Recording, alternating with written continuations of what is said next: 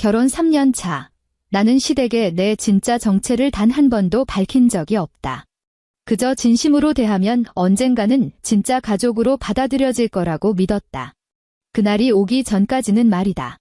이혼하고 돌아온 시누이가 나와 남편이 쓰는 안방으로 들어오겠다며 짐을 풀었고, 시어머니는 너무나도 당연하다는 듯 나보고 서재로 방을 옮기라고 명령했다. 나는 싫습니다라고 말했다. 그리고 다음 순간 시어머니의 매서운 손찌검이 내 뺨으로 날아들었다. 우당탕 소리를 듣고 달려온 남편은 붉게 부어오른 내 뺨을 힐끗 보더니 이렇게 첫마디를 뱉었다. 다 당신 잘못이잖아. 그냥 당신이 한 발 양보하면 안 돼? 나는 화끈거리는 뺨을 만지며 헛웃음을 흘렸다. 그리고 휴대전화를 꺼내 지난 3년 동안 단 한 번도 누르지 않았던 번호를 눌렀다. 오빠, 나 좀 데리러 와 줘 볼 때 이 아파트 등기부등본도 좀 떼어오고. 자, 본격적인 이야기가 시작되기 전에 구독과 좋아요를 눌러주시고 댓글로 지금 어디서 이 방송을 듣고 계신지 남겨주세요. 여러분이 계신 모든 곳에 행복이 깃들기를 바랍니다. 그럼 이제 편안한 마음으로 제 이야기에 귀 기울여 주시길 바랍니다. 냉장고에 왜 김치통이 2개밖에 없니? 아내 윤서연은 고무장갑을 벗지도 못한 채 주방 입구에 서 있었다. 설거지물이 손끝을 타고 바닥으로 뚝뚝 떨어졌지만 그녀는 미처 닦을 생각도 하지 못했다. 그저 시어머니 최순자가 냉장고 문을 활짝 열어젖힌 채 허리를 숙이고 안을 뒤적이는 뒷모습만 바라볼 뿐이었다. 시어머니는 한 손으로 냉장고 문을 잡고 다른 한 손으로는 반찬통을 이리저리 밀어내며 말했다. 목소리가 크진 않았지만 단어 하나하나가 얼음장처럼 딱딱하게 꽂혔다. 우리 준혁이 어릴 때부터 밖에서 파는 조미료 범벅인 김치는 입에도 못 대는 거 알잖니? 너 얘랑 결혼한 지가 3년인데 이런 것까지 내가 매주 와서 잔소리를 해야겠어? 식탁 쪽에 앉은 남편 강준혁은 고개를 숙인 채 스마트폰만 들여다보고 있었다. 화면에서 나오는 푸르스름한 빛이 그의 얼굴을 비추었지만 그는 아무 소리도 들리지 않는 사람처럼 굴었다. 서연은 앞치마에 젖은 손을 쓱쓱 닦으며 낮게 대답했다. 네, 어머니. 내일 퇴근하는 길에 장 봐오겠습니다. 시어머니는 냉장고 문을 닫더니 이번에는 그 옆에 있는 작은 냉동고를 열었다. 소분되어 꽁꽁 얼어있는 냉동 국거리를 발견한 시어머니의 미간이 콱 좁혀졌다. 국은 아침에 새로 끓여서 내야지.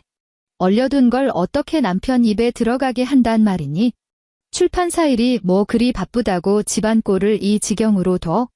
서연은 조용히 고개를 끄덕였다. 주의하겠습니다. 돌아서서 거실로 걸음을 옮기던 시어머니는 텔레비전 장식장 위를 손가락으로 쓱 훑었다. 손끝에 묻어나온 뽀얀 먼지를 확인한 그녀는 마침내 결정적인 증거라도 잡았다는 듯 고개를 돌려 서연을 쏘아보았다. 이것 좀 봐라. 집구석이 대체 어떻게 돌아가는 건지? 여자가 집안을 이 모양으로 해놓고서 남편이 밖에서 어떻게 마음 편히 일을 하겠어? 그제야 준혁이 고개를 살짝 들었다.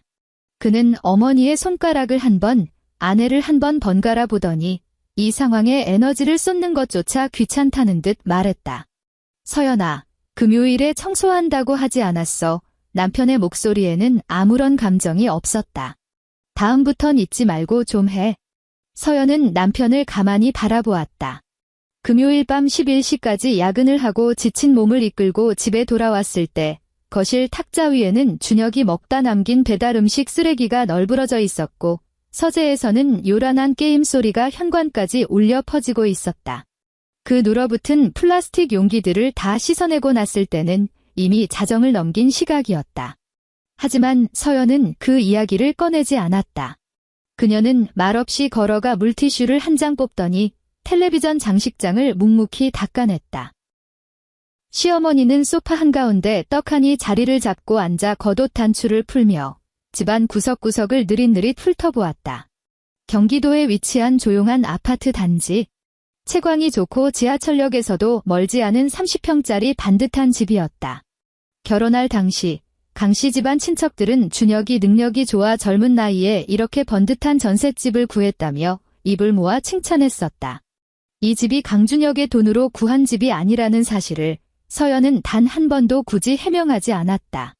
거실 구석에 놓인 수납장으로 시선을 옮긴 시어머니의 말투에는 어른 특유의 당당함이 배어 있었다. 이번 주말에 내가 한 번 더 와봐야겠다. 우리 수빈이가 요즘 통 기운이 없어서 말이야. 오빠랑 새언니인 너희들이 신경 써서 잘 챙겨야 한다. 시누이 강수빈의 이름이 나오자 장식장을 닦던 서연의 손이 흠칫 멈췄다. 휴대전화를 내려놓은 준혁이 마침내 대화에 끼어들었다. 수빈이 또 왜요?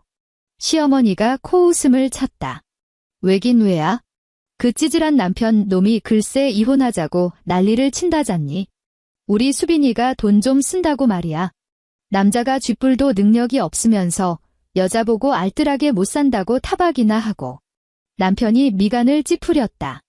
매제가 그러는데 카드값이 너무 많이 나왔다던데요.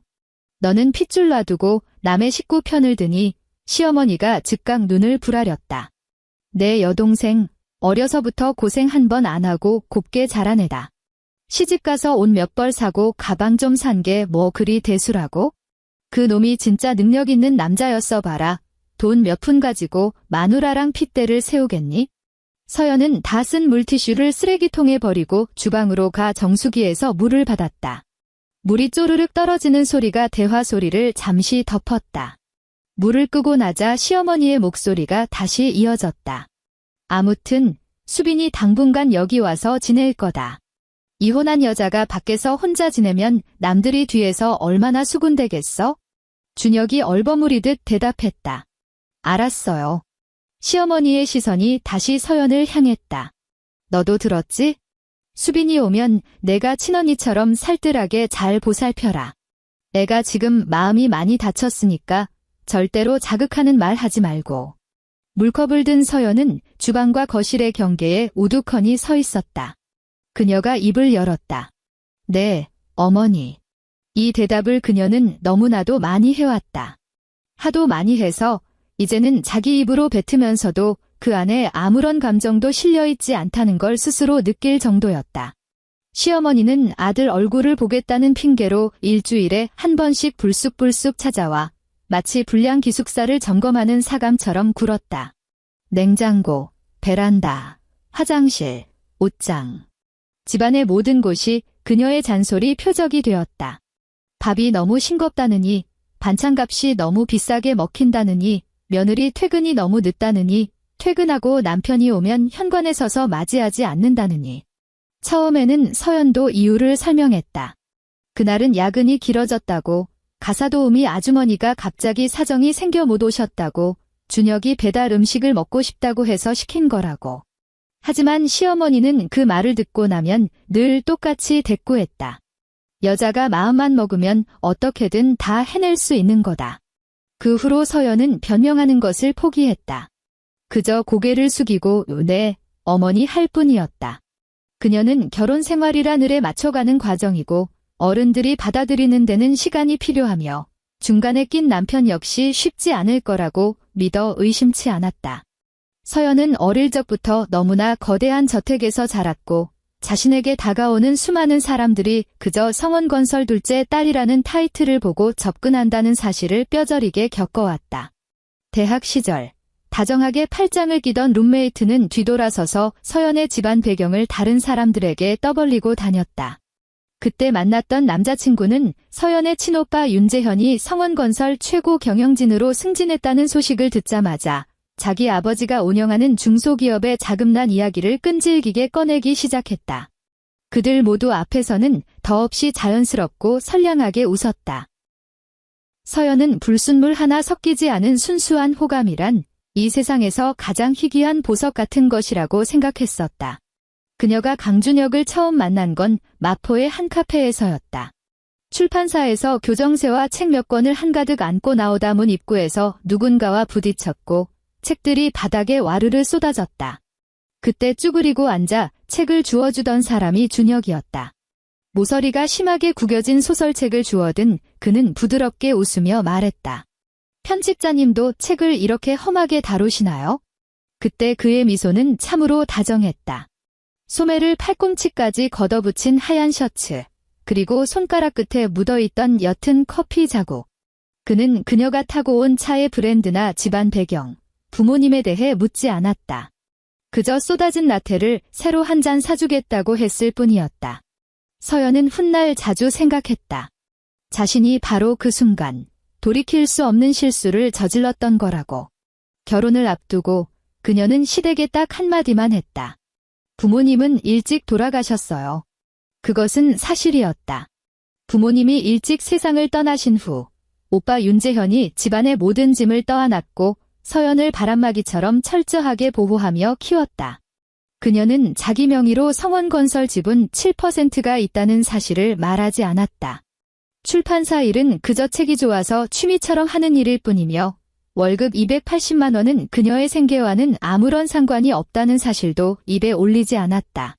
그러나 시댁 식구들은 부모님이 안 계시다는 말을 듣자마자 그녀에게 마음대로 새로운 꼬리표를 달아버렸다. 친정이라는 비빌 언덕조차 없는 불쌍한 여자. 시어머니가 처음 그 속내를 드러낸 건 결혼 후 2달째 되던 날이었다. 제사 준비가 조금 늦어져 서연이 허둥지둥 탕국을 상에 올렸을 때 시어머니는 친척들이 다 모인 자리에서 혀를 쯧쯧 찼다. 친정에서 배운 게 없는 애들은 이렇게 하나하나 짚어가며 가르쳐야 한다니까? 바로 옆에 앉아있던 준혁은 젓가락이 그릇에 부딪혀 달그락 소리를 냈지만 끝내 고개를 들지 않았다. 집으로 돌아온 후 서연이 남편에게 물었다. 어머니가 아까 나한테 하신 말씀 들었어? 남편은 겉옷을 벗어 던지며 어깨를 주물렀다. 우리 엄마가 원래 좀 툭툭 내뱉는 스타일이잖아. 아기가 있어서 그러신 거 아니니까 당신이 담아두지 마. 그 후 3년 동안 이 변명은 모양만 바뀐 채 끝없이 반복되었다. 엄마 연세가 있으시잖아. 당신이 좀 져드려. 수빈이는 어릴 때부터 오냐오냐 커서 철이 없는 거야? 당신이 새언니니까 이해해줘. 다 한 식구인데 뭐 그렇게 꼬치꼬치 따져? 그냥 못 들은 척하고 넘어가면 안 돼? 단 한 번도 강준혁은 그녀의 곁에 서주지 않았다. 그는 언제나 그녀를 더 고립되고 침묵해야 하는 자리로 밀어넣은 뒤 혼자만 서재문을 쾅 닫고 들어가 버렸다. 시어머니가 돌아가고 난 그날 밤 서연은 늦은 시간까지 주방을 청소했다. 서재에서 물을 마시러 나온 준혁이 가스레인지를 박박 닫고 있는 그녀를 보며 툭 던지듯 말했다. 그만 좀 해. 내일 마저 하면 되잖아. 서연은 손을 멈추지 않았다. 냉장고 옆에 기대선 남편은 한참을 물끄러미 보다가 말했다. 오늘 엄마 말이 좀 심하긴 했어? 너무 화내지 마.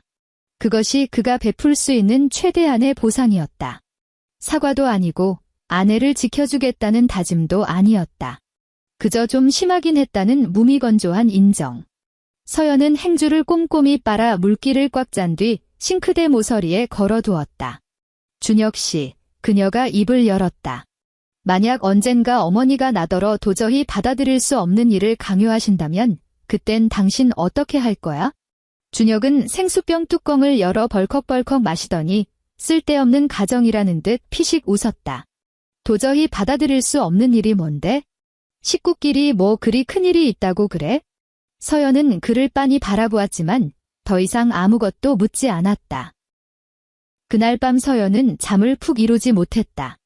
새벽쯤 거실 쪽에서 휴대전화 진동 소리가 지잉지잉 울리더니 준혁이 부스럭거리며 일어나 나가는 기척이 났다. 방문 틈새로 새어 들어오는 옅은 불빛 사이로 그가 목소리를 한껏 낮춰 건마하고 부르는 소리가 들렸다. 서연은 밖으로 나가지 않았다. 그저 남편이 띄엄띄엄 이어가는 통화 내용만 귓가에 맴돌았다. 일단 진정하세요. 그 사람이 싫다고 해도 상관없어요. 제가 잘 구슬려 볼게요. 네, 안방이 크긴 하죠. 안방. 그 단어가 캄캄한 어둠 속으로 툭 떨어졌다. 서연은 눈을 뜬 채 천장에 드리워진 옅은 그림자만 조용히 응시했다. 다음 날은 토요일이었다. 오후 3시 도어록 비밀번호를 누르는 전자음이 띠띠띠띠 울렸다. 준혁이 누르는 속도가 아니었다. 남편은 항상 리듬을 타듯 빠르게 번호를 누르지만 시어머니는 집안의 모든 사람이 자신이 왔다는 걸 알기라도 바라는 듯 번호판을 꾹꾹 힘주어 눌렀다. 빨래를 널고 베란다에서 나오던 서연은 이미 활짝 열린 현관문을 마주했다. 현관에는 시어머니 최순자가 떡 버티고 서 있었고 그 발치에는 커다란 여행용 캐리어 2개가 놓여 있었다. 그 뒤로 선글라스를 낀 신우이 강수빈이 화려하게 웨이브를 넣은 머리를 찰랑이며 한 손에는 반짝이는 명품 가방을 든 채 서 있었다. 신우이는 선글라스를 쓱 뻗더니 마치 자기 방에라도 들어온 것처럼 집안을 휙 둘러보았다. 아유, 역시 오빠 집이 최고네. 신우이는 허리를 굽혀 구두를 벗으며 가볍게 콧노래까지 불렀다. 호텔 같은 데는 답답해서 이틀만 지나도 짜증 나더라고. 서연은 소파 쪽을 쳐다보았다. 남편 준혁은 소파에 비스듬히 누워 스마트폰을 가로로 쥔 채 여전히 게임 화면만 들여다보고 있었다. 그는 전혀 놀란 기색도 자리에서 일어날 생각도 없어 보였다. 시어머니는 캐리어 손잡이를 잡고 집 안쪽 복도 끝을 향해 턱짓을 했다. 수빈이는 안방 써라. 내가 요즘 잠자리가 예민해서 널찍한 데서 자야 해. 너희 부부는 서재 바닥에 이불 깔고 자면 되겠다. 젊은 것들이 어딘들 못 자겠니? 서연이 들고 있던 옷걸이가 방문 틀에 부딪히며 탁 하고 둔탁한 소리를 냈다. 그녀가 물었다. 어머니, 방금 어디라고 하셨어요? 시어머니가 미간을 확 좁혔다. 안방이라고 했다. 왜, 말귀를 못 알아들어? 신우이는 벌써 안방 쪽으로 성큼성큼 2걸음을 내디딘 후였다. 반쯤 열린 문을 왈칵 밀고 들어간 그녀는 반듯하게 정리된 침대와 서연이 협탁 위에 올려둔 책을 보며 콧방귀를 뀌었다. 새언니, 침대 꽤 크네. 나 혼자 뒹굴며 자기 딱 좋겠다. 신우이의 입에서 나오는 새언니라는 호칭에는 언제나 은근한 무시가 깔려 있었다. 강수빈은 서연을 단 한 번도 진정한 가족으로 존중한 적이 없었고 그저 무언가 아쉬울 때만 간지러운 목소리로 호칭을 불렀다. 현관과 거실 사이에 우두커니 선 서연은 그제야 새벽에 들었던 통화 내용의 퍼즐이 맞춰지는 것을 느꼈다. 자기들끼리 이미 결론을 다 내려놓았던 것이다. 나에게는 그저 통보만 남겨둔 채. 서연은 옷걸이를 옆에 내려놓고 천천히 거실 한가운데로 걸어갔다. 소파에 누운 준혁은 여전히 고개 한 번 돌리지 않았다. 준혁 씨, 서연이 남편을 불렀다. 당신도 이 일 알고 있었어? 남편은 화면을 2번 더 터치하고 나서야 마지못해 입을 열었다. 수빈이 방금 이혼했는데 밖으로 나돌게 할 순 없잖아. 당분간만 이러자. 당분간이라니 정확히 언제까지인데? 그제야 준혁이 고개를 휙 돌려 서연을 쳐다보았다. 그의 얼굴엔 짜증이 역력했다. 내가 지금 마음이 시궁창인데 당신 꼭 지금 이 상황에서 기한을 따져 물어야겠어? 시어머니가 날카로운 목소리로 끼어들었다. 기한은 무슨 얼어 죽을 기한? 동생이 친오빠 집에 좀 머물겠다는데 며느리인 너랑 무슨 전세계약서라도 써야 하니? 서연은 캐리어 바퀴가 거실 바닥에 남긴 얕은 자국을 가만히 내려다보았다. 그리고 안방 문턱에 짝다리를 짚고 선 신우이를 한번 쳐다보았다. 스스로 느끼기에도 낯설 만큼 서연의 목소리는 소름 끼치도록 차분했다. 어머니, 여기는 저와 준혁 씨의 집입니다. 아가씨가 손님 방에 잠시 머무는 건 허락하겠지만 안방은 절대 안 됩니다. 그리고 동거 기간도 한 달을 넘기지 않았으면 좋겠습니다. 거실에 찬물이 끼얹어진 듯 정적이 내려앉았다. 안방 문고리를 잡고 있던 신우이의 손이 일순간 굳었다. 시어머니는 처음엔 자기 귀를 의심한 듯 멍한 표정을 짓더니 이내 얼굴이 불그락푸르락 변하며 입술을 파르르 떨었다. 소파에서 튕기듯 일어난 준혁이 소리쳤다. 서연아, 너 분위기 파악 못하고 왜 이래? 서연은 남편에게 눈길 한 번 주지 않고 오직 시어머니를 똑바로 응시하며 말했다. 손님 방은 제가 오늘 당장 비워놓겠습니다. 하지만 안방은 부부가 쓰는 공간이니 양보할 수 없습니다. 시어머니가 쿵쾅거리며 2걸음 앞으로 다가왔다. 너 지금 뭐라고 짓거렸어? 서연의 양손이 바지 재봉선을 꽉 쥐었다. 손톱이 손바닥을 파고들었다. 안방은 안 된다고 말씀드렸습니다. 철썩. 매서운 손바닥이 뺨을 강타했을 때 서연은 피하려는 신용조차 하지 않았다. 살과 살이 부딪히는 파여름이 거실을 날카롭게 가르고 벽에 부딪혀 메아리 쳤다. 고개가 한쪽으로 휙 돌아간 서연은 귓가에서 삐하는 이명이 울리는 것을 느꼈다. 왼쪽 뺨이 처음엔 얼얼하게 마비되더니 이내 펄펄 끓는 다리미를 갖다 댄 것처럼 화끈거리며 달아올랐다. 허공에 든 손을 부들부들 떠는 시어머니의 가슴팍이 거칠게 오르내렸다. 그녀의 눈빛에는 일말의 미안함이나 망설임 따위는 없었다. 내까짓게 도대체 뭔데 시어머니가 서연의 얼굴에 삿대질을 해대며 악을 썼다. 친정백 하나 없는 불쌍한 년 걷어서 우리 강씨 집안 며느리 만들어졌으면 평생 바닥을 기며 은혜를 갚아도 모자랄 판에 내 딸이 친오빠 집에서 좀 쉬겠다는데 내가 뭔데 안 된다고 감히 토를 달아? 안방 문가에 기대선 시누이는 입꼬리에 비릿한 조소를 매달고 강 건너 불구경하듯 서 있었다. 새언니, 진짜 너무 쪼잔한 거 아니야? 시누이는 손에 들고 있던 선글라스를 접어 명품 가방 안에 쏙 넣으며 덧붙였다. 가족끼리는 원래 다 퍼주고 돕고 사는 거잖아. 내가 무슨 남도 아니고. 서연은 천천히 손을 들어 왼쪽 뺨을 감싸 쥐었다. 손끝에 닿은 피부가 불덩이처럼 뜨거웠다. 그녀는 당장 입을 열지 않았다. 준혁이 다급한 걸음으로 그녀 앞으로 다가왔다.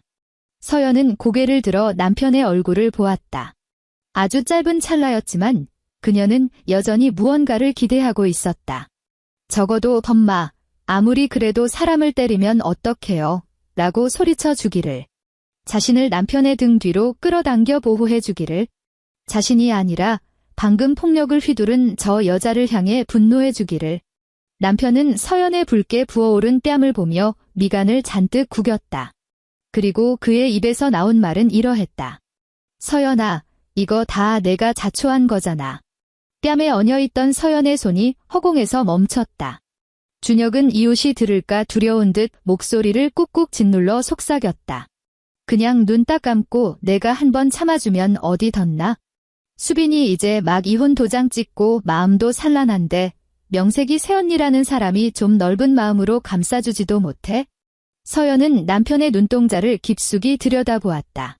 그 눈동자 속에는 아내를 향한 놀람도 가슴 미어지는 안타까움도 없었다. 오직 피곤하고 성가시다는 짜증만이 득실거렸다. 마치 아내가 뺨을 맞은 사실 자체는 아무런 문제가 되지 않으며 오직 아내가 싫다고 반항한 것만이 이 사달을 낸 원흉이라는 듯이. 옆에서 시어머니가 코웃음을 쳤다. 들었지? 우리 준혁이는 다 이치를 아는 놈이야? 어째 너 같은 며느리가 들어와서 이리 분수를 모르고 날뛰는지. 시누이는 보란듯이 캐리어를 끌고 안방으로 쑥 들어갔다. 바퀴가 마룻바닥을 구르는 드르륵 소리가 뼈마디를 긁는 것처럼 거슬렸다. 서연의 입에서 불현듯 실소가 터져나왔다. 하! 하고 새어나온 웃음소리는 그녀 자신조차 예상치 못한 것이었다. 놀란 준혁이 물러섰다. 너 지금 웃어? 서연은 뺨을 감싸던 손을 천천히 내리며 아무 대답도 하지 않았다. 그리고는 돌아서서 안방 쪽으로 걸어갔다. 막 침대 옆으로 캐리어를 밀어넣던 시누이가 들어오는 서연을 보며 눈썹을 치켜떴다.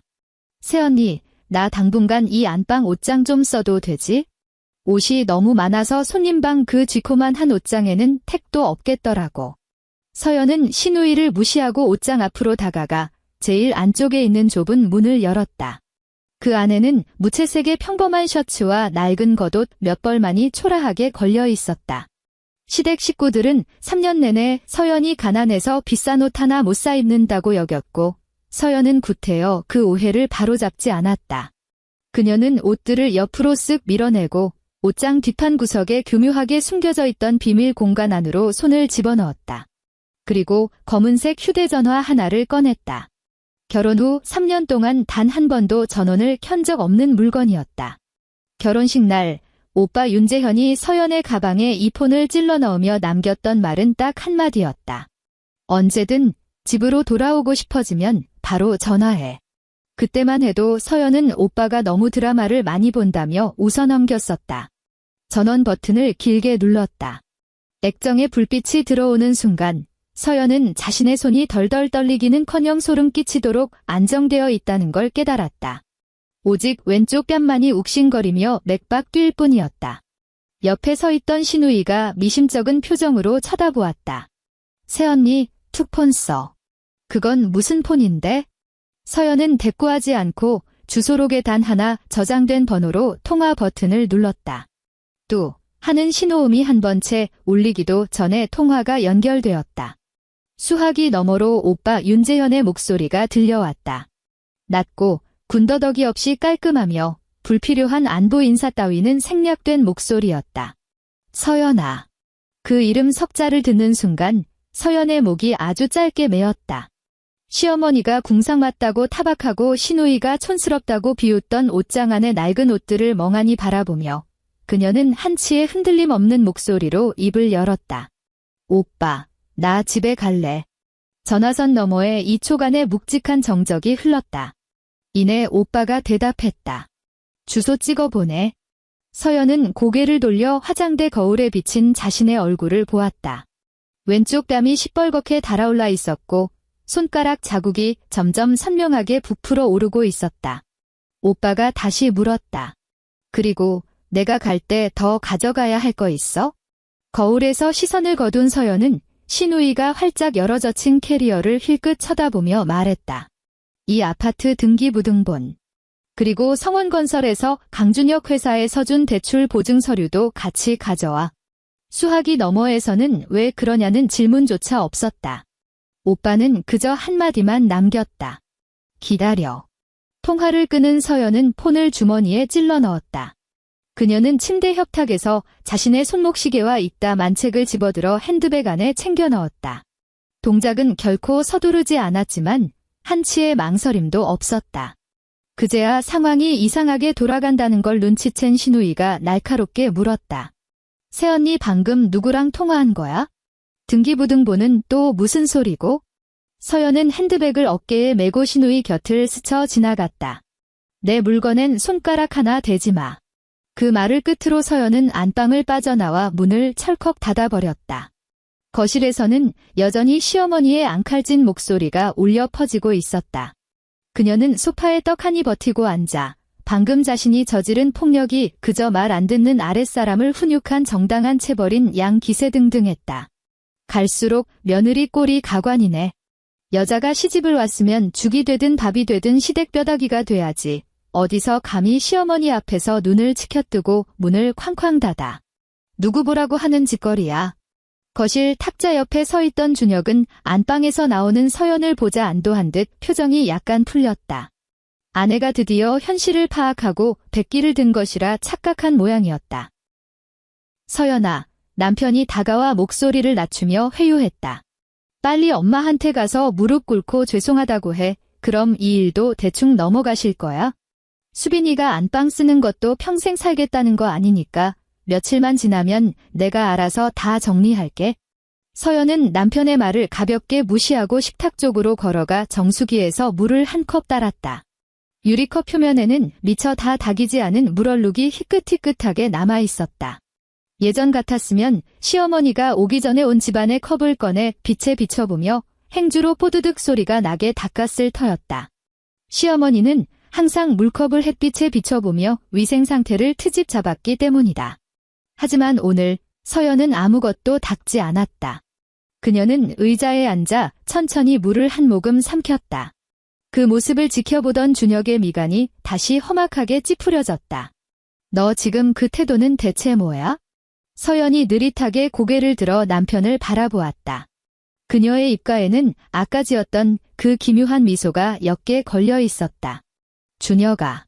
그 세 글자가 그녀의 입에서 너무나도 가볍게 흘러나왔다. 남편의 어깨가 순간 빳빳하게 굳었다.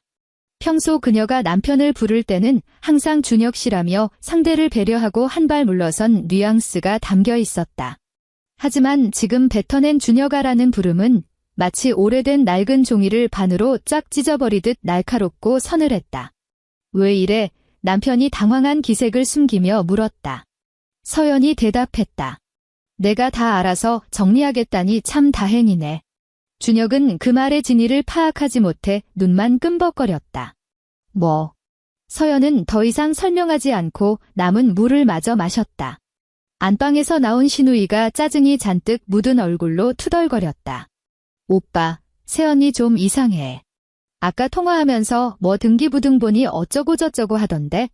그 소리에 시어머니가 번쩍 고개를 돌렸다. 등기부등본은 또 무슨 뚱딴지 같은 소리야? 준혁의 안색이 확 굳어졌다. 윤서연, 너 대체 무슨 속셈이야? 지금 누구 부르기라도 한 거야? 그 출판사 직장 동료들한테 쪼르르 일러 바치기라도 했어? 서연이 빈 물컵을 탁자에 내려놓았다. 유리 밑바닥이 나무 탁자에 부딪히는 소리가 작지만 선명하게 울렸다. 조금만 기다려. 곧 알게 될 테니까. 45분 뒤 아파트 아래에서 차문이 닫히는 묵직한 소리가 들려왔다.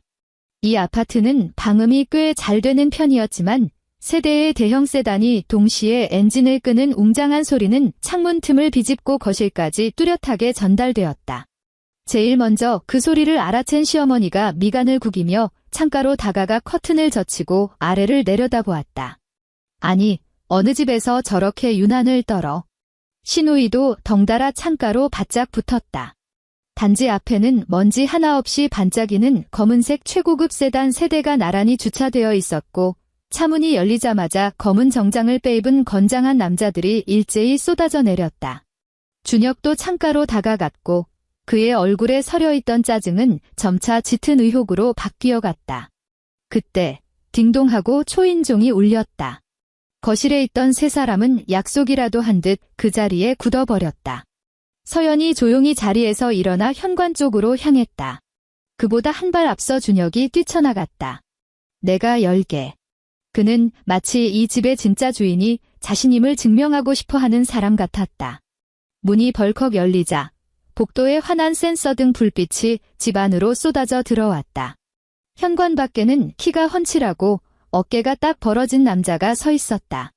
팔에는 고급스러운 검은색 코트를 걸치고 있었으며 날카롭게 떨어지는 수트핏 위로 얹힌 얼굴은 감정 하나 없이 차가웠다. 문 앞에 선 오빠 윤재현의 시선은 문을 열어준 강준혁을 완전히 투명 인간 취급하며 곧장 거실 안쪽의 윤서연 얼굴에 가 꽂혔다. 그녀의 왼쪽 뺨에 선명하게 남은 붉은 손자국을 확인한 순간 재현의 턱관절이 서늘하게 굳어졌다. 누가 때렸어? 오빠가 물었다. 결코 언성을 높인 것도 아니었지만 그 한마디에 거실 안의 공기가 얼어붙었다. 시어머니는 본능적으로 뒤로 한 걸음 물러섰다가 이내 기죽지 않으려는 듯 허리를 꼿꼿이 세우며 소리쳤다. 당신들 대체 누군데 남의 집에 함부로 쳐들어오고 난리야? 준혁아, 당장 경찰에 신고해라. 문 앞을 가로막고 선준혁이 기어들어가는 목소리로 물었다. 저기, 실례지만 누구신지. 재현은 여전히 남편에게 눈길조차 주지 않았다. 그는 서연을 보며 다시 입을 열었다. 서연아, 들어가도 되니? 서연이 고개를 끄덕였다. 들어와, 오빠. 오빠. 준혁이 기겁하며 서연을 돌아보았다. 그의 얼굴에서 핏기가 싹 가셨다. 시어머니도 넋이 나간 듯 중얼거렸다. 갑자기 튀어나온 오빠라니? 너 친정 식구 하나 없이 고아라고 하지 않았어? 서연이 차분하게 대답했다. 부모님이 안 계시다고 했지 오빠가 없다고 한 적은 없는데요. 오빠가 긴 다리로 현관을 넘어섰고 그 뒤로 두 명의 수행원이 그림자처럼 따라붙었다. 한 명은 두툼한 서류 가방을 들고 있었고 다른 한 명은 결제판 같은 폴더를 가슴에 안고 있었다. 그들은 집 안을 두리번거리지도 물건 하나 건드리지도 않은 채 거실 입구에 각 잡고 도열했다. 시어머니는 그들이 신고 들어온 번쩍이는 구두를 노려보며 마지막 발악처럼 안방마님 행세를 하려 들었다. 누구 맘대로 남의 집구석에 흙발로 쳐들어오는 거야? 여기 우리 강씨 집안 집이야. 썩 못 나가. 그제야 재현의 차가운 눈동자가 시어머니를 향했다. 그의 눈빛은 북풍한 설처럼 시렸고 말투는 소름 끼치도록 나긋나긋했다. 강씨 집안 집이라 하셨습니까? 재현이 뒤에 선 수행원에게 손을 뻗자 즉각 서류 한 부가 그의 손에 쥐어졌다. 재현은 그 서류를 거실 중앙 탁자 위에 툭 던지듯 내려놓았다. 빳빳한 종이 위로 선명한 글씨들이 드러났다. 홀린 듯 다가간 준혁이 서류의 첫 장을 내려다보았다. 단 1초. 그걸 확인한 준혁의 얼굴이 사색이 되었다. 그 서류는 바로 이 아파트의 등기부등본이었다. 거기에 적힌 소유자란의 이름이 모두의 시야에 박혀들었다. 윤서연. 시어머니도 숨을 헐떡이며 탁자로 다가왔다. 처음엔 글자를 읽고도 상황을 파악하지 못해 서류 위에서 부들부들 떨리는 손가락만 배회할 뿐이었다. 이게 대체 어떻게 된 일이야? 시어머니가 경악하며 아들을 쳐다보았다. 준혁아, 이 집 너희 결혼할 때 내가 전세로 구했다고 하지 않았니? 준혁의 입술이 달싹거렸지만 아무런 소리도 새어나오지 않았다. 사실 결혼할 당시 그는 집 문제에 대해 묻긴 했었다. 서연은 알아서 다 준비했으니 대출은 필요 없다고 했고 준혁은 운 좋게 조건 좋은 전세를 구했거니 지레짐작했다. 아내가 돈 관리에는 문외한일 거라 넘겨짚었고 굳이 캐묻지 않았다. 그는 주변 사람들이 능력 좋은 강준혁이라며 치켜 세워주는 게 좋았고 어머니가 친척들 앞에서 우리 아들이 며느리 호강시켜주려고 번듯한 아파트 구했다고 허풍을 떠는 것을 즐겼다. 3년 동안 단 한 번도 그 거짓말을 바로잡은 적이 없었다. 재현이 핏기 가신 준혁을 빤히 내려다보며 말했다. 3년 전 제 동생이 자기 자금으로 전액을 지불하고 본인 명의로 매입한 아파트입니다. 강준혁 씨, 당신은 지난 3년간 남의 집에 얹혀 살면서 당신 어머니가 매주 찾아와 내 동생의 냉장고를 뒤적거리며 갑질하게 내버려 두었습니까? 준혁의 목을대가 크게 출렁였다. 저는 정말 몰랐습니다. 서연은 식탁 의자에 앉아 미지근해진 물컵만 가만히 만지작거렸다. 재현은 준혁의 변명을 듣고 싶지도 않다는 듯 수행원을 향해 다시 손을 뻗었다. 두 번째 서류 뭉치가 그의 손에 쥐어졌다. 그리고 이건 확인하셔야 할 겁니다. 두 번째 서류가 탁자 위에 놓이는 순간 준혁의 동공이 지진난 듯 흔들렸다. 재현의 목소리는 오늘 날씨를 이야기하듯 무미건조했다. 당신이 운영하는 한성물류. 작년에 무리하게 사업을 확장하면서 은행에서 대규모 대출을 땡겼었더군요. 그 대출의 보증을 서준 곳이 어딘지 잘 알 텐데. 성원건설사나 금융계열사. 강준혁 씨, 사업하는 사람이면 이 보증서가 당신 목줄이라는 것쯤은 알고 있겠죠? 준혁이 고개를 번쩍 치켜들었다.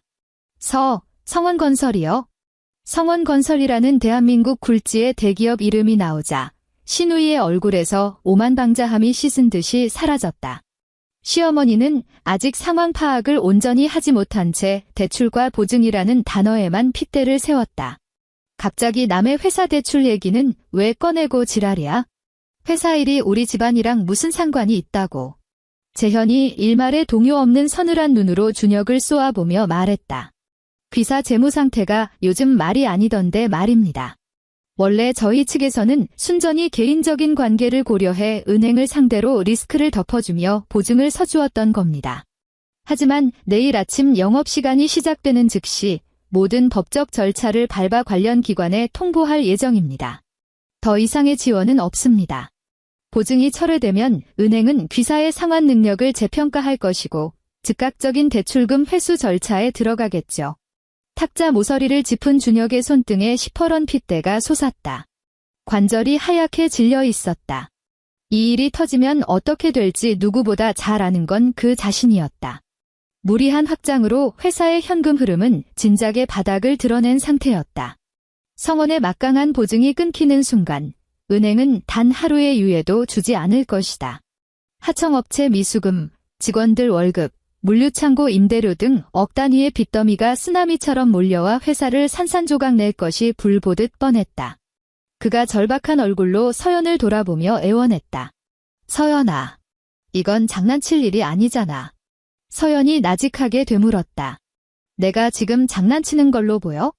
준혁이 그녀를 향해 한 걸음 다가서며 소리쳤다.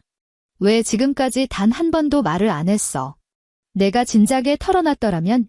진작에 말했으면 뭐. 서연이 남편의 말을 차갑게 잘랐다. 진작에 이 집이 내 집이라고 말했으면 어머니가 내 냉장고 검사하는 걸 내가 막아주기라도 했을까? 내 회사 목줄 쥐고 있는 대출 보증을 우리 집안이 서줬다고 진작에 말했으면 내가 아까 뺨을 맞았을 때 적어도 사람 도리는 하면서 내 편을 들어줬을까? 준혁은 입만 뻐끔거릴 뿐 아무런 대답도 찾지 못했다. 그제야 사태의 심각성을 어렴풋이 눈치챈 시어머니가 탁자 위의 서류와 며느리를 번갈아 보며 입술을 깨물었다. 하지만 아직 알량한 자존심을 버리지 못하고 구차한 변명을 늘어놓았다. 아무리 집이 4명이라 한들 부부가 같이 사는 공간 아니냐. 그걸 감쪽같이 속이고 입을 싹 닦은 내가 잘못이지. 세상 천지에 어느 며느리가 남편과 시댁 식구들을 상대로 이렇게 꿍꿍이를 품는단 말이냐. 재현의 서리빨 같은 시선이 시어머니에게 꽂혔다. 최순자 씨, 재현의 부름에 시어머니가 어깨를 흠칫 떨었다. 제 여동생이 자기 배경을 숨긴 건 동생의 선택이었습니다. 그리고 동생이 숨죽이고 사는 동안 당신들이 어떻게 짓밟았는지도 전적으로 당신들의 선택이었죠. 이제부터 벌어질 일들도 당신들 선택에 대한 응당한 대가일 뿐입니다. 최순자 씨라는 호칭에 시어머니의 얼굴이 수치심으로 일그러졌다. 어디다 대고 함부로 이름표를 붙여. 내가 명색이 제 시어머니인데? 서연이 물컵을 내려놓았다. 손끝의 물기가 유리 표면에 가느다란 자국을 남겼다. 어머니, 그녀가 입을 열었다. 아까 저보고 친정백 하나 없는 불쌍한 년이라고 하셨죠. 시어머니의 입술이 파르르 떨렸다. 그건 내가 홧김에 말이 헛나온 거지. 한두 번이 아니잖아요. 서연이 똑바로 눈을 맞추며 또박또박 쏘아붙였다. 첫 제사 때 큰어머니 오셨을 때도 그러셨고, 작년에 제가 독감 걸려서 수빈 아가씨 이삿짐 못 날라준다고 했을 때도 똑같이 말씀하셨죠. 지난달에는 제 연차 빼서 어머니 병원 모시고 가라 하셨을 때 회사 프로젝트 때문에 바쁘다고 하니까 또 그 소리를 하셨고요. 시어머니의 얼굴이 토마토처럼 붉어졌다가 백지장처럼 하얗게 질리기를 반복했다. 복도 쪽에 물러나 눈치만 살피던 신우이가 슬금슬금 현관 쪽으로 뒷걸음질을 쳤다. 하지만 그녀의 얄팍한 도피는 뒤에 서 있던 다른 수행원에 의해 가로막혔다. 수행원은 그녀의 몸에 손끝 하나 대지 않고 매끈한 서류 봉투 하나를 내밀었다. 강수빈 씨, 수행원이 사무적인 어조로 말했다. 이 내용 증명 확인하시죠. 작년 겨울 윤서연 씨의 사전 동의 없이 몰래 가족 카드를 무단 도용해 결제하신 건에 대해 당사 법무팀에서 이미 관할 경찰서에 횡령 및 배임 혐의로 고소장을 접수한 상태입니다. 신우이의 얼굴에서 마지막 남은 핏기마저 증발했다. 무슨 가족 카드? 준혁이 기함하며 여동생을 쳐다보았다. 신우이는 양손을 등 뒤로 획 감추며 악을 썼다. 난 무슨 소린지 하나도 몰라. 수행원이 무심하게 폴더를 넘기며 빼곡하게 인쇄된 신용카드 결제 내역과 재발급 신청 기록을 눈앞에 들이밀었다. 해당 카드는 윤서연 씨 지갑에 보관되어 있던 것입니다. 작년 12월부터 올해 2월까지 강수빈 씨가 이혼 소송 중 재산 분할 과정에서 고의로 누락시킨 명품 가방 및 의류 구매 내역 수십 건이 이 카드의 결제 내역과 정확히 일치합니다. 윤서연 씨가 분실 사실을 알고도 즉각적인 조치를 취하지 않은 것은 순전히 가족 간의 불화를 막기 위한 배려였습니다. 하지만 현재 시점에서 윤서연 씨는 이를 법대로 엄중히 처벌하기로 결정하셨습니다. 궁지에 몰린 신우이가 앙칼진 목소리로 꽥소리를 질렀다. 새언니, 그 카드 언니가 거실 서랍장에 굴러다니게 둔 거 아니었어? 가족끼리 급해서 좀 쓴 게 무슨 도둑질이야. 내가 작정하고 훔친 것도 아니고 돈이 궁해서 쓴 거라니까. 서연은 신우이의 추악한 민낯을 가만히 내려다보았다. 카드가 감쪽같이 사라졌을 때 그녀는 온 집안 서랍을 뒤집어 엎으며 찾아 헤맸다. 그때 준혁은 아내가 덜렁거려서 잃어버린 거라며 핀잔을 주었고 시어머니는 여자가 살림살이 하나 똑바로 못 챙기냐며 혀를 찼다. 나중에 카드 청구서가 날아왔을 때 신우이는 새언니가 명품관 가서 긁어놓고 까먹은 거 아니냐며 뻔뻔하게 웃어넘겼었다. 그때 서연은 끝내 경찰서에 가지 않았다. 자신이 조금만 참고 덮어두면 집안이 조용할 거라 믿었기 때문이다. 하지만 그녀가 한 발짝 물러나 내어준 자리는 곧바로 그들의 이기심과 탐욕으로 채워졌다. 수빈 아가씨, 서연이 서늘하게 말했다. 급해서 내 카드를 몰래 긁었으면서 이혼 소송할 때는 그 사치 부린 내역을 다 숨겼지.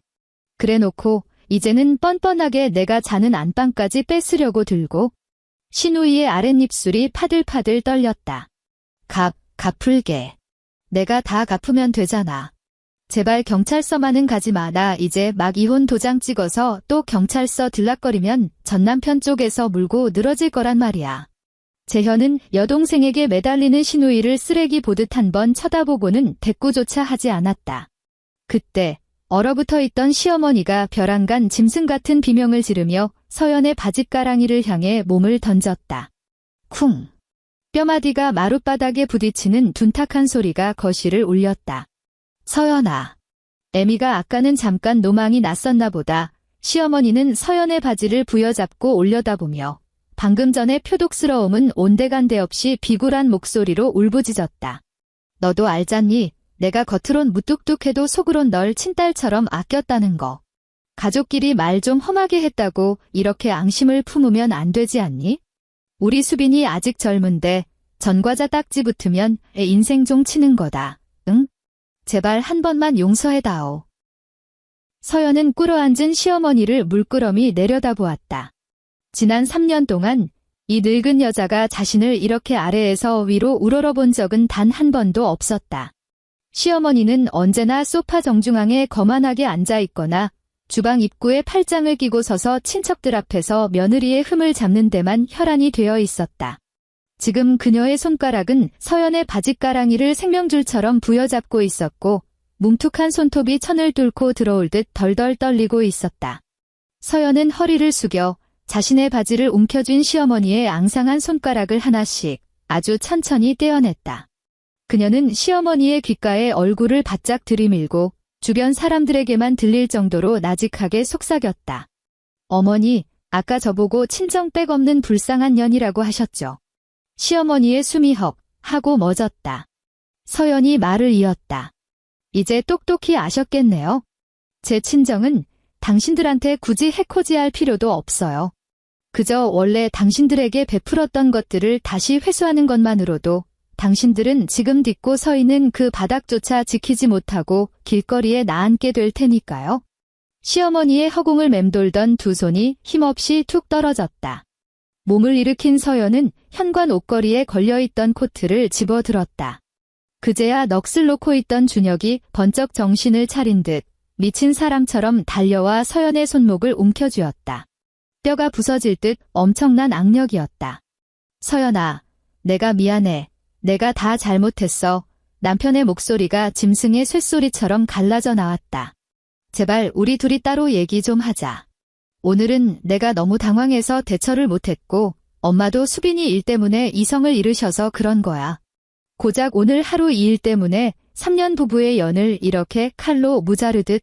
서연은 자신의 손목을 꽉 쥔 남편의 손을 가만히 내려다보았다. 이 손은 카페에서 구겨진 책을 주워주던 손이었고 결혼식 날 떨리는 손으로 그녀의 네 번째 손가락에 반지를 끼워주던 손이었다. 그러나 시어머니의 독설이 쏟아질 때마다 게임기 패드를 쥐고 휴대전화 화면을 내리고 밥그릇 위에서 젓가락만 튕기며 단 한 번도 자신을 향해 뻗어주지 않았던 바로 그 비겁한 손이었다.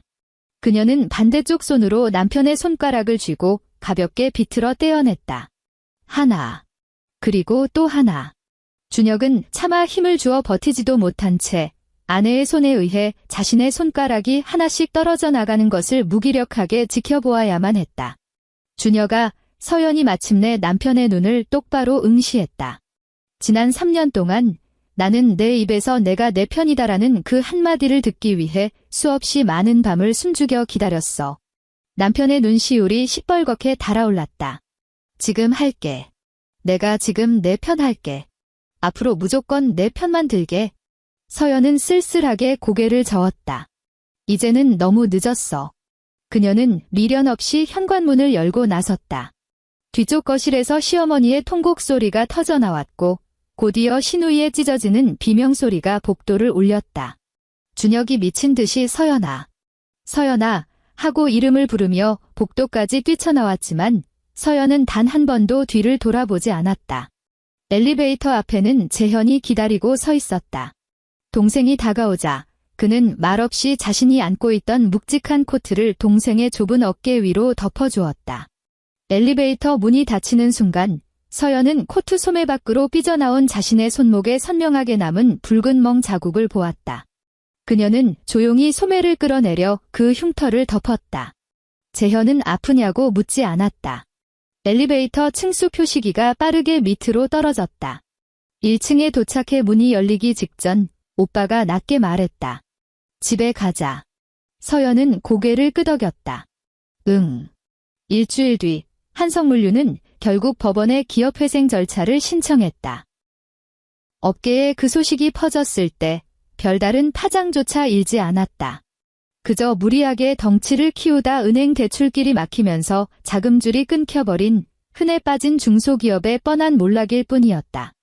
월급이 밀린 직원들은 짐을 싸서 떠났고 하청업체 사장들은 밀린 대금을 내놓으라며 사무실 앞을 점거했다. 준혁은 하루에도 수십 통씩 빗발치는 독촉 전화에 시달리다 못해 나중에는 아예 휴대전화 전원을 꺼버렸다. 연대 보증인이었던 그의 개인 신용 등급은 바닥을 뚫고 추락했다. 그가 친척들 앞에서 은근슬쩍 자기 소유인 양 어깨를 으쓱거렸던 그 번듯한 아파트는 처음부터 끝까지 그의 것이 아니었다. 먼지 한 톨도 건질 수 없었다. 결국 그는 노원구에 있는 어머니의 낡고 좁은 아파트로 기어들어갔다. 햇빛조차 제대로 들지 않아 겨울이면 벽지에 곰팡이가 슬고 습기가 차는 집이었다. 화병과 고혈압으로 쓰러져 병원에 입원한 최순자의 곁에는 그 흔한 친척 하나 찾아오지 않았다. 젊은 시절 내내 아들 자랑과 딸 시집 잘간 자랑으로 입을 나불대던 그녀였지만 이제 썰렁한 6인실 병실에서 그녀를 찾아오는 건 링거액을 갈아주러 오는 간호사와 조선족 간병인 뿐이었다. 시누이 강수빈은 경찰서와 싸구려 변호사 사무실을 뻔질나게 오가고 있었다. 그녀는 오빠에게 전화를 걸어 자신은 정말로 카드를 착각해서 쓴 것뿐인데 서연이 너무 독하게 나온다며 눈물 콧물을 다 쏟았다. 수화기 너머로 들려오는 동생의 징징거리는 울음소리를 들으며 준혁은 누렇게 변색된 낡은 장판 위에 주저앉아 반쯤 남은 소주병을 노려보았다. 그에게는 이제 여동생을 다독여줄 알량한 기력조차 남아있지 않았다. 그 역시 당장이라도 서연에게 전화를 걸어 매달리고 싶었기 때문이다. 하지만 덜덜 떨리는 손가락으로 익숙한 번호를 누르다가도 마지막 숫자 앞에서는 번번이 멈칫하고 말았다. 그녀가 자신의 손가락을 하나, 둘, 잔인할 정도로 부드럽게 떼어내던 그 서늘한 감각이 손끝에 되살아났기 때문이다. 악을 쓰고 욕을 퍼붓는 것보다 훨씬 더 지독하고 명확한 단절이었다. 서연은 예전에 살던 그 아파트로 돌아가지 않았다. 부동산 중개업소에 관리를 맡겨두고 당분간 전세나 매매도 올리지 않은 채 도어록 비밀번호만 싹 바꿔버렸다. 시어머니의 지문이 묻었던 텔레비전 장식장, 시누이가 탐냈던 안방의 옷장, 덜 닦인 물얼룩이 묻어있던 주방의 유리컵까지 모두 가사 도우미 업체를 불러 말끔히 치워버렸다. 그녀는 오빠 재현이 마련해준 한남동의 고급 레지던스로 거처를 옮겼다. 재현은 동생에게 쉬라고 강요하지도 꼬치꼬치 캐묻지도 않았다. 그저 비서실을 통해 업계 최고 수준의 이혼 전문 변호사 연락처를 넘겨주고 식탁 위에 대형 병원 VIP 건강검진 예약증을 툭 올려놓았을 뿐이다. 얼굴에 난 상처, 진단서 끊어서 기록으로 꼭 남겨도 재현이 지나가듯 말했다. 서연은 그 예약증을 손에 쥐고 한참을 바라보다 물었다. 오빠, 나 예전에 진짜 바보 같았지? 냉장고에서 생수를 꺼내 컵에 따르던 재현의 손이 잠시 멈췄다. 아니, 오빠는 물이 가득 담긴 투명한 컵을 동생 앞으로 밀어주었다. 넌 그저 사람을 믿어보고 싶었던 것뿐이야? 서연은 눈앞에 놓인 물컵을 가만히 내려다보았다. 티 없이 맑은 크리스탈 잔에는 어떤 불순물도 물얼룩도 남아있지 않았다. 그녀가 씁쓸하게 입꼬리를 올렸다. 앞으로는 사람을 덜 믿어야겠어. 재현은 뭐 그렇게까지 할 필요 있냐는 흔해 빠진 위로 따위는 건네지 않았다. 그저 묵묵히 고개를 끄덕일 뿐이었다. 그래. 협의 이혼 절차는 생각보다 일사천리로 진행되었다. 변호사가 정리한 재산 분할 합의서는 백지장처럼 깔끔했다. 아파트는 서연의 혼전 특유재산임이 명백했고 자금 출처도 완벽하게 증빙되었다. 강준혁 회사의 채무는 서연과 아무런 법적 연관이 없었다. 그녀는 위자료 한 푼 요구하지 않았고 준혁의 찌그러진 재산에서 뜯어낼 것도 없었다. 합의서에 적힌 서연의 요구 조건은 단 하나였다.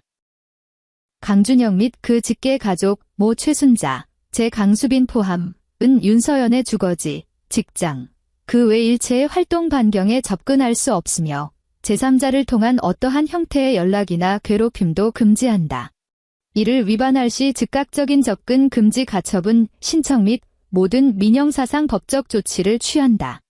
이혼 합의서를 처음 받아든 날, 준혁은 서명란 위에 펜을 올려둔 채 구석처럼 굳어 있었다.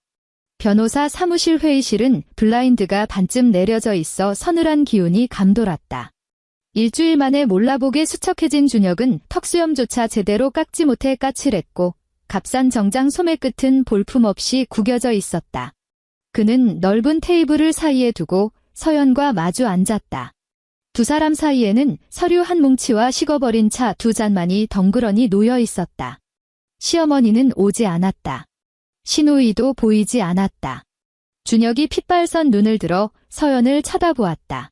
꼭 이렇게까지 독하게 굴어야겠어?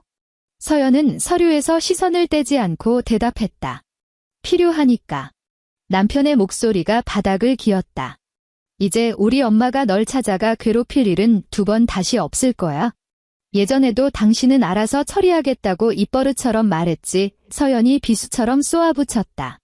그 결과가 어머니가 안방 비밀번호를 맘대로 누르고 들어와 수빈 아가씨 캐리어를 밀어넣은 거였고 준혁의 손가락이 종이 모서리를 파고들었다. 뱃속 저 밑바닥에서부터 끓어오르는 변명들이 수도 없이 많았다. 그날은 자기도 정말 머릿속이 하얗게 비어서 어쩔 줄 몰랐다고 회사가 하루아침에 공중분해될 위기에 처하고 나서야 내가 내 뒤에서 얼마나 거대한 방패막이가 되어주었는지 뼈저리게 깨달았다고 어머니가 3년 내내 선을 넘은 건 맞지만 만약 시간을 되돌릴 수만 있다면 하지만 무덤처럼 고요한 회의실 안에서 그 어떤 변명도 먼지처럼 가볍고 초라할 뿐이었다. 서연아, 마침내 준혁이 쉰 목소리로 입을 열었다. 너는 대체 언제부터 나를 사랑하지 않게 된 거야? 서연은 바로 대답하지 않았다. 그녀는 마치 아주 오래전에 이미 부패해버린 시체의 사망 날짜를 역추적하듯 차분하게 기억을 더듬었다. 어느 특정한 하루가 아니었어. 그녀가 말했다. 아주 수많은 날들이 겹겹이 쌓인 거지? 준혁의 목을대가 울컥 넘어갔다. 서연의 건조한 목소리가 이어졌다. 어머니가 나더러 친정에서 가정교육도 못 받고 자란 애라고 모욕했을 때 당신은 내 얼굴을 보는 대신 밥그릇에 코를 박고 밥만 씹어 넘겼지? 내가 독감에 걸려 열이 39도까지 오르는데도 수빈 아가씨가 자기 이삿짐 날라달라고 불렀을 때 당신은 며느리 된 도리로 연차 하루쯤 내는 게 뭐 그리 대수냐고 짜증을 냈고 가족 카드가 도난당해 명품백 결제 문자가 날아왔을 때도 당신은 내가 씀씀이가 해퍼서 긁어놓고 기억을 못하는 거라고 몰아세웠잖아. 그녀는 언성을 단 1데시벨도 높이지 않았다. 당신 입으로 이 사달이 난 건 다 내 잘못이라고 말했던 그날은 그저 수없이 반복된 절망의 마지막 마침표였을 뿐이야. 준혁은 고개를 푹 숙였다. 연것 같은 침묵이 흐른 뒤 그는 파르르 떨리는 손으로 서명란에 자신의 이름을 휘갈겼다. 사각사각 펜촉이 종이를 긁는 소리가 처연하게 울렸다. 서연은 그 잉크 자국을 무표정하게 지켜보았다. 눈물 한 방울 흘리지 않았고 알터니를 뺀 듯한 후련한 한숨조차 내쉬지 않았다. 그저 자신의 만년필을 꺼내어 지정된 란에 정갈하게 서명했을 뿐이다. 변호사가 서류를 챙기며 남은 행정 절차는 법적 수순대로 밟아 안내하겠다고 말했다. 회의실 문을 나설 때 준혁이 비틀거리며 그녀의 뒤를 쫓아왔다. 엘리베이터 앞에 선 그녀를 향해 그가 처절하게 불렀다. 서연아. 서연이 발걸음을 멈추었지만 끝내 뒤는 돌아보지 않았다. 남편이 물었다. 그 3년 동안 단 하루라도, 아니 단 한순간이라도 나와 함께해서 진심으로 행복했던 적이 있었어? 서연은 엘리베이터 하행 버튼을 눌렀다. 층수를 알리는 숫자가 위에서 아래로 떨어지기 시작했다. 있었어. 그녀가 대답했다. 그래서 그 지옥 같은 3년을 미련하게 참고 버틴 거야? 엘리베이터 문이 스르륵 열렸다. 그녀는 안으로 들어가 곧바로 닫힌 버튼을 눌렀다. 문이 닫히는 좁은 틈새로 회의실 탁자 위에 있던 볼펜을 넋 나간 사람처럼 꽉 쥐고 우두커니 서 있는 강준혁의 모습이 보였다. 자기 펜도 아니건만 돌려주는 것조차 잊어버린 그 초라하고 부서진 남자의 마지막 잔상이 문틈으로 사라졌다. 석 달 뒤 서울 시내 최고급 호텔 연회장에서는 성대하고 화려한 자선 만찬이 열리고 있었다. 윤서연은 그 자리에 성원건설 윤씨 일가의 둘째 딸이라는 본연의 신분으로 당당히 참석했다. 등선이 우아하게 파인 검은색 이브닝 드레스를 입고 긴 머리를 단정하게 틀어 올린 그녀의 왼쪽 뺨에는 언제 멍이 들었냐는 듯 티끌만한 흉터조차 남아있지 않았다. 수십 대의 카메라 플래시가 눈을 뜰 수 없을 정도로 터졌지만 그녀는 시선을 피하거나 고개를 숙이지 않았다. 경제부 기자들의 질문이 기관총처럼 쏟아졌다. 그룹의 새로운 공익재단 설립에 대한 질문, 그녀가 경영 일선에 본격적으로 참여할 것인지에 대한 질문, 그리고 대기업 명예가 왜 그토록 오랫동안 신분을 숨기고 평범하게 살았는지에 대한 질문까지. 그녀의 곁에 선 오빠 윤재현이 과도하게 사적인 질문 한두 개를 노련하게 쳐내며 동생을 보호했다. 마이크를 건네받은 서연은 입가에 부드러운 미소를 띤 채 짧고 우아하게 대답했다. 과거 출판사에서 일했던 것은 순전히 책을 사랑하는 개인적인 열정 때문이었습니다. 향후 경영 참여나 역할 조정에 대해서는 재단 이사회 및 가족들과의 충분한 논의를 거쳐 순리대로 결정할 예정입니다. 한 기자가 끈질기게 마이크를 들이밀며 물었다. 윤 이사님. 한간에는 이사님께서 갑작스럽게 세상에 신분을 드러내신 데 대해 여러 추측이 무성합니다. 그동안의 은둔 생활을 청산하기로 결심하신 결정적인 계기가 무엇입니까? 서연은 정면의 카메라 렌즈를 똑바로 응시했다. 그녀는 실패한 결혼 생활에 대해서도 자신의 뺨을 내리쳤던 폭력에 대해서도 기생충 같았던 강씨 집안 사람들에 대해서도 입에 올리지 않았다. 때로는 묵묵한 침묵이 상대방에게 무엇이든 허락한다는 오만함으로 착각하게 만들기도 하더군요. 그녀의 목소리는 호텔 연회장을 가득 채울 만큼 명료했다. 이제는 저 자신을 깎아내리면서까지 그런 오해를 용인할 필요가 없어졌기 때문입니다. 다시 한번 플래시가 눈부시게 터졌다. 그녀는 호텔 관계자에게 마이크를 정중히 돌려주고 연회장 안쪽으로 걸음을 옮겼다. 재현이 그녀의 옆모습을 내려다보며 물었다. 괜찮아. 서연이 고개를 끄덕였다. 응, 괜찮아.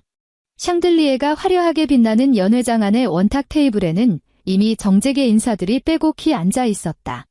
누군가는 일어나 정중하게 인사를 건네고 누군가는 샴페인 잔을 부딪히며 담소를 나누었다. 서연은 자신의 자리를 찾아가 걸음을 멈추었다. 그리고 그곳에 놓인 크리스탈 명패를 내려다보았다. 윤서연. 그리고 그 아래 박힌 세 글자. 성원건설. 그녀는 가볍게 손을 뻗어 테이블 위에 놓인 명패를 반듯하게 고쳐 세웠다. 같은 시각, 노원구의 습기 찬 낡은 아파트. 강준혁은 장판 바닥에 웅크리고 앉아 멍하니 텔레비전을 보고 있었다. 모서리에 누렇게 변색된 테이프가 덕지덕지 붙어있는 낡은 텔레비전 장식장 위로 뉴스에서 짧게 편집된 자선 만찬의 화려한 영상이 흘러나왔다.